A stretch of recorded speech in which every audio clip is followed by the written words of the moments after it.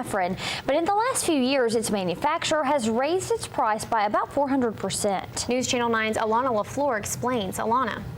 Kelsey, Latricia, today I went to the Chattanooga Allergy Clinic to talk to Dr. Lee Perry about the price increase. He says his patients come to him all the time concerned about the cost, which can be up to $500 depending on insurance deductibles. Injected into the large muscle in your leg. Dr. Lee Perry works at the Chattanooga Allergy Clinic. He says over the last decade, EpiPen's prices have increased 300% to 400%, going from about $100 in 2009 to more than $600 this year. October of 2015, one of the primary competitors for EpiPen, which was called AviQ, went off the market.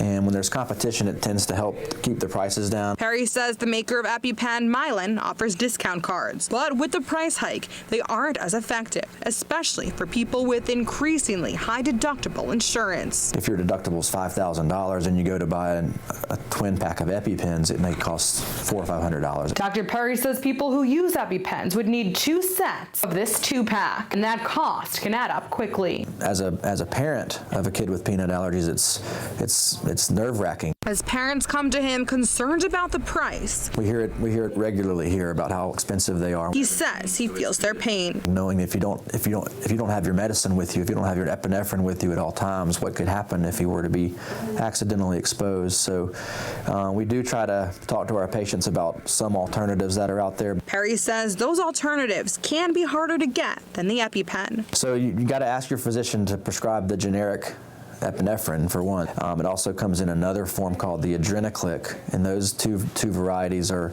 less expensive.